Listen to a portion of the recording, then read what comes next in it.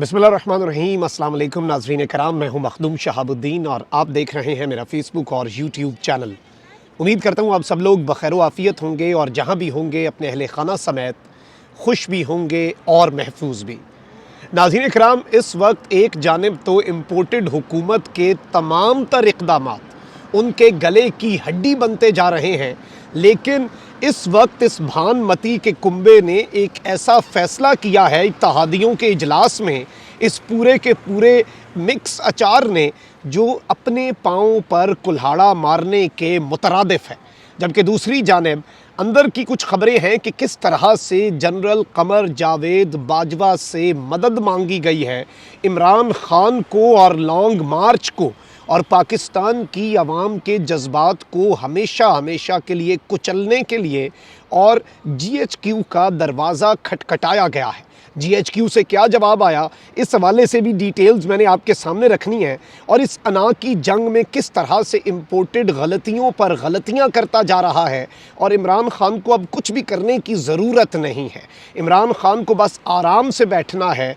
अवाम इमरान खान के साथ है, और सब कुछ उसी स्क्रिप्ट के अब मुताबिक होना है जिस स्क्रिप्ट का फ़ैसला इमरान खान कर चुके हैं। जबकि दूसरी जानिब इस वक्त निगरान वज़ीर आज़म के हवाले से जो बाज़गश्त है वो शुरू हो चुकी है। बीच में एक ख़ातून का नाम भी आया, लेकिन उस ख़ातून के हवाले से इत्तलात ये हैं कि इमरान खान ने इनकार कर दिया। लेकिन अब एक ऐसी शख्सियत पुरस्रार तौर पर कराची पहुंची हैं जिन्हें ना सिर्फ सिक्योरिटी फ़राहम करना शुरू कर दिया गया है, बल्कि अंदर की खबर यह है कि मईशत बचाने के लिए एक ऐसा निगरान सेटअप लाया जा सकता है जो कि टेक्नोक्रेट सेटअप हो। इस हवाले से भी एक कुछ अंदर की खबरें हैं जो मैं एक एक करके आपके सामने रख दूंगा, ताकि पूरे का पूरा मामला आपके सामने वाज़े हो जाए। सुप्रीम कोर्ट की जो जजमेंट है उसने एक तारीख़ी धचका पहुंचाया है, और इस तरह का धचका कि अब ये मॉरल ग्राउंड हमज़ा शहबाज तो मुकम्मल तौर पर लूज़ कर चुका है वज़ीर आला रहने के। मेरी इत्तलात के मुताबिक उस्मान बुज़दार एक मरतबा फिर से एक्टिव हो चुके हैं,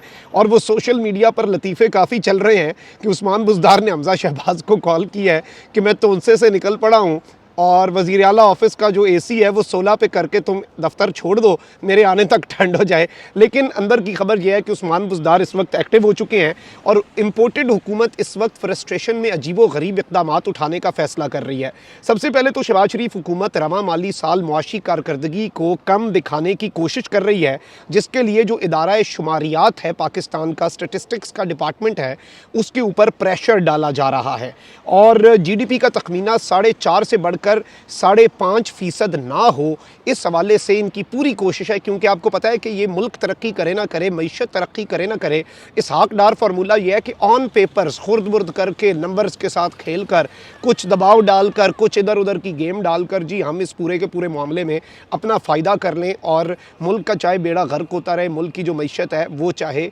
ख़राब होती रहे। मैं यहाँ पर आपको ये भी बता दूँ कि अब पेट्रोल और डीज़ल की कीमतें भी बढ़ानी हैं, मुआशी फ़ैसले भी करने हैं। इत्तेहादियों का एक इजलास बुलाया गया है जिसमें वज़ीर आज़म शहबाज शरीफ साहब जो हैं उनकी ज़ेर सदारत ये इजलास हुआ, और इसमें इन्होंने अना की इस जंग में वो फ़ैसला किया है जो इनके अपने पाँव पर कुल्हाड़ा मारने के मुतरादिफ है। आगे कुआँ था, पीछे इमरान खान के टाइगर्स थे, और इन्होंने कुएँ का इंतखाब किया है। टाइगर से शायद ये बच जाते या कम नुकसान होता, लेकिन अब मामला ये है कि इस इजलास में सियासी और मुआशी सूरत हाल पर गौर तो किया गया है, और मौलाना फजल रहमान, आसिफ जरदारी, खालिद मकबूल सिद्दीकी, वफाकी वज़रा हैं आज़म नज़ीर तारड़, ख्वाजा आसिफ साद रफ़ीक, और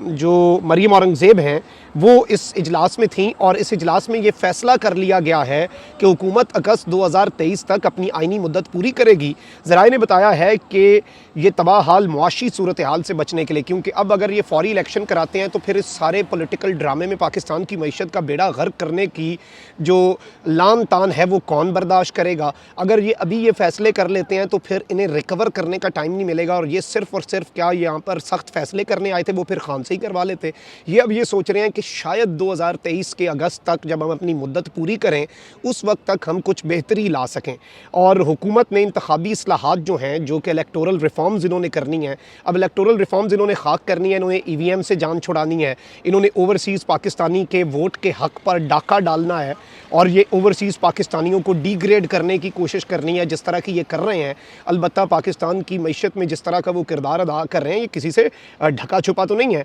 अब मौलाना फजल रहमान ने भी स्टेटमेंट दिया है कि तयशुदा बात है कि कुछ इस्लाहात के बाद इलेक्शन में उतरा जाए, और इन्होंने एक बरतानवी नशरियाती इदारे को इंटरव्यू दिया है जिसमें इन्होंने कहा है कि बामी मुशावरत से इंतखाबी मरहला तय किया जाएगा, लेकिन अंदर की बात यही है कि इन्होंने ये फ़ैसला कर लिया है। जबकि इस वक्त जो जनरल बाजवा हैं उनसे मदद मांग ली गई है, और बाकायदा तौर पर जो ये इम्पोर्टेड हुकूमत है, इस हवाले से कुछ दावे सामने आ रहे हैं कि मौजूदा हुकूमत ने इमरान खान का मार्च जो है, लॉन्ग मार्च, जो कि 20 तारीख को इमरान खान ने अनाउंस करना है, now approximately 48 hours are left, और क्लॉक टिकिंग कर रही है, और वक्त जो है टिक टिक घड़ी की जारी है, और वक्त हाथ में मुट्ठी से रेत की तरह फिसलता जा रहा है। ऑप्शंस महदूद होते जा रहे हैं, और इमरान खान का जो सियासी मोमेंटम है वो बढ़ता जा रहा है। मैं इसमें आपको ये बता दूं कि मौजूदा हुकूमत जो है उसने इमरान खान का लॉन्ग मार्च रोकने के लिए फ़ौज से बिलाखिर मदद मांग ली है, और अंदर की खबर ये है कि फ़ौज ने इनकार किया है कि हम पाकिस्तानियों के ऊपर गोली नहीं चला सकते, हम इस सियासी गंद के अंदर खुलकर आपका दिफा जो है, या आपके सामने आकर इस लॉन्ग मार्च को कुचलने के लिए। और इसमें मैं आपको ये भी बता दूं कि इम्पोर्टेड का ये मुतालबा इससे पहले भी है कि आप मीडिया को कंट्रोल करें, इस्टेब्लिशमेंट से ये मुतालबात हैं, और मेरी इत्तलात के मुताबिक और कुछ ज़राए के मुताबिक जो क्लेम्स आ रहे हैं, दावे आ रहे हैं, कंफर्म्ड तो कुछ नहीं है इस पॉलिटिकल अनसर्टेनिटी के टाइम पर। तो इस वक्त जो चीज़ें सामने आ रही हैं उसमें ये कहा गया है कि एक तो ये ARY को भी कुचलना चाहते हैं, उसकी ज़ुबानबंदी, और साथ ही साथ कुछ पाकिस्तान में सहाफ़ी हैं जिन्हें ये खामोश करवाना चाहते हैं, कुछ यूट्यूबर्स को खामोश करवाना चाहते हैं। PTI के सोशल मीडिया पर क्रैकडाउन के लिए ये एक ग्रीन सिग्नल का इंतज़ार कर रहे हैं। वो ग्रीन सिग्नल भी इत्तलात के मुताबिक इन्हें पाकिस्तान की मिलिट्री एस्टैब्लिशमेंट से नहीं मिल रहा, और इसीलिए इन्होंने मिलिट्री एस्टैब्लिशमेंट पर हमले भी शुरू कर दिए हैं। अलबत्ता जो इलेक्शंस के मामलात हैं उनके हवाले से भी अब कुछ बहुत बड़ी पेशरफ्त हो सकती है, और हुकूमत डामाडोल है, और इस हुकूमत के डामाडोल होने में जो दिलचस्प मामला बन चुका है वो ज़ाहिरी बात है, MQM अगर स्लिप हो जाती है, या काफ लीग के 2 बंदे इधर हैं 2 बंदे उधर हैं, वो 2 बंदे भी इधर आ जाते हैं, तो तहरीक अदम एतमाद, या फिर अगर सदर मुमलिकत एतमाद का वोट लेने का शहबाज शरीफ को कह देते हैं, तो ये पूरी की पूरी जो पॉलिटिकल एक इंजीनियरिंग करके हुकूमत लाई गई है, ये तो इसका तो शराजा बिखर जाएगा, ये तो वहीं पर गिर जाएगी। और इस वक्त अगर हम मुआशी सिक्योरिटी की बात करें तो ज़ाहिर बात है कौमी सिक्योरिटी जो होती है, नेशनल सिक्योरिटी जो होती है, उसके लिए मुआशी सिक्योरिटी बहुत ज़्यादा ज़रूरी है। और इम्पोर्टेड के ये जो अना वाले फ़ैसले ये ले रहे हैं, एक तो इन्होंने अगस्त तक हुकूमत करने का जो फ़ैसला किया है 2023 तक, और दूसरा जो इन्होंने ये सख्त मुआशी फ़ैसले ना लेने का इस वक्त इन्होंने डिसीजन लिया, ये तो पाकिस्तान को दिवालिया करके रख देंगे, ये तो पाकिस्तान में श्रीलंका की सी सूरत हाल हो जाएगी। इसमें बिहाइंड द डोर्स बहुत कुछ चल रहा है, और एक शख्सियत है, और इन शख्सियत के नाम से सब वाकिफ़ हैं, और मईशत के लिए भी ये बड़े एक अहम,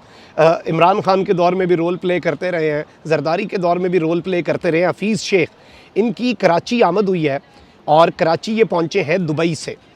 और इनकी अचानक आप देखें कि हिफाजती ज़मानत मंजूर हो गई है, यानी कि इन्हें जो केसेस बनाए गए हैं उनमें गिरफ़्तार नहीं किया जा सकता हफीज़ शेख साहब को। अब इत्तलात ये हैं कि हफीज़ शेख अमेरिका से बरास्ता दुबई कराची पहुँचे हैं। जिना टर्मिनल पर अब्दुल हफीज़ शेख को इंतहाई गैर मामूली प्रोटोकॉल दिया गया, और सादा लिबास एहलकार, ये बड़ी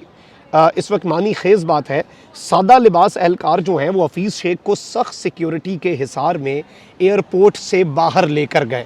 ज़राए के मुताबिक जिना टर्मिनल पर लाउंज से बाहर बड़ी तादाद में पुलिस एहलकार भी ऑलरेडी तैनात थे। साबिक वज़ीर ख़जाना अब्दुल हफीज़ शेख को कराची पहुँचने पर वज़ीर आला सिंध का प्रोटोकॉल अपने साथ ले गया, यानी कि जब से ये कराची पहुँचे तो इन्हें वहाँ से मुराद अली शाह का जो प्रोटोकॉल है वो इन्हें अपने साथ ले गया, और ये बेसिकली अमेरिका से बरास्ता दुबई, यानी कि ये वाया दुबई एमिरेट्स की फ़्लाइट पर कराची पहुँचे हैं। और अब्दुल हफीज़ शेख जो हैं इनके हमरा बैगेज भी नहीं था, यानी कि ये कोई अपने बैग्स वगैरह भी लेकर नहीं आए, ये भी मैं आपको ख़बर दे रहा हूँ। तो ये यानी आप कह सकते हैं कि अर्जेंट पहुँचे हैं, और इनके हवाले से जो चीज़ें इस वक्त सामने आ रही हैं ऑब्वियसली ये इस तरफ एक इशारा हो सकता है। और शेख रशीद ने एक बात कही थी, और अब शायद उसके डॉट्स कनेक्ट हो रहे हैं कि अगला जो निगरान वज़ीर आज़म है वो एक मईशत को समझने वाला शख्स भी हो सकता है, और टेक्नोक्रेट सेटअप जो है वो भी पाकिस्तान में लाया जा सकता है, कम से कम 90 दिन या इवन उससे ज़्यादा के लिए भी, क्योंकि इस वक्त हालात ऐसे हैं कि एक नेशनल कंसेंसस है, और इस सब में इस इम्पोर्टेड से जान छुड़वाना भी पाकिस्तान के लिए बहुत ज़्यादा ज़रूरी हो चुका है। इस्टेब्लिशमेंट के दर पर दी गई जो दस्तक है, आप कह सकते हैं कि उधर से कॉल इनकी काट दी गई है, इनके अपने नंबर आप कह सकते हैं कि ये मैं ज़ाहिर बात है एक लफाजी के लिए कह रहा हूँ, लेकिन इनके नंबर भी वहाँ से ब्लॉक हो चुके हैं। मलिया लोधी हैं जो कि अक़वाम मुत्तहिदा में पाकिस्तान की मुस्तकिल मंदूब रही हैं, उनका नाम भी आ रहा था, लेकिन इत्तलात के मुताबिक खान साहब ने वो नाम रिजेक्ट किया और उनका नाम काफ़ी गर्दिश कर रहा था। लेकिन अब्दुल हफीज़ शेख हो सकता है एक ऐसी शख्सियत के तौर पर सामने आए जो निगरान वज़ीर आज़म हो सकते हैं। और ये सब कुछ क्यों हो रहा है?